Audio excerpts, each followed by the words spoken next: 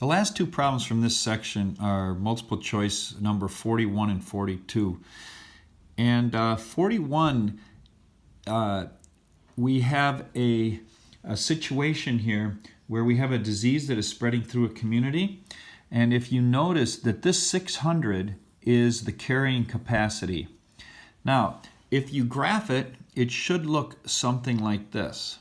And what we want to do is try to figure out what is the population when the disease is spreading the fastest. Now, in this case, it's spreading the fastest here. And if we want to be very technical about this, what we should do is figure out this time when the slope is at its greatest. And then we're going to figure out what the population is. Now, at that time. Now, if you notice that this has a carrying capacity of 600, and you can see where this is the steepest in this region. So if I were just going to make a guess, I would say that the population is approximately 300, and that would be choice D. Now, I want to show you what you might also do on your calculator.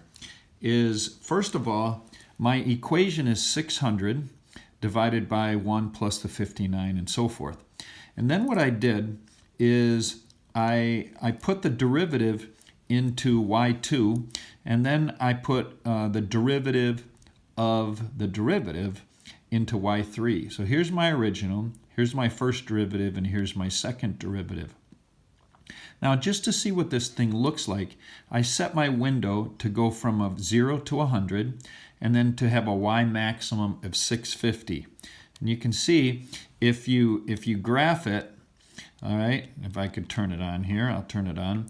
If you graph it, you'll see exponential growth, and then it turns out to level off like we have in the previous problems. Now, right around here is where it's the steepest, and that would correspond to 300. But something else that we might do is graph the derivative. I'm going to take off the original, and I'm going to graph the derivative. But in order to see this properly, I'm going to change my window, because right now my window goes up to 650, and that would handle a maximum derivative of 650 to show on the graph. But I'm going to back that off a little bit, and I'm going to go here to 100, and let's just see what this looks like. Now, when you graph it, you can see that this is increasing, and then it starts to level off. You get a high point right here. Now, this high point is the maximum of the derivative. So it is the maximum at which that disease is spreading, because the rate is a maximum. Now, we could trace this, and if we do that, we get about somewhere around 39 or 40 days.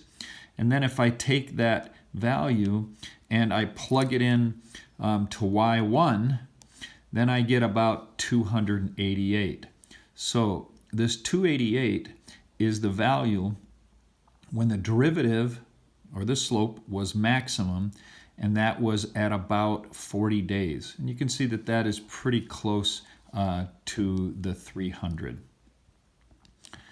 Now, in the second question, it's talking about the spread of a disease through a community, and it has the numerator to be 0.9.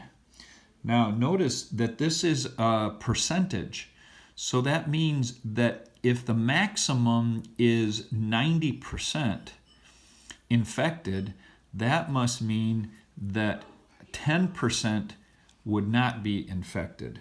So in that case, the correct answer here would be B as our choice.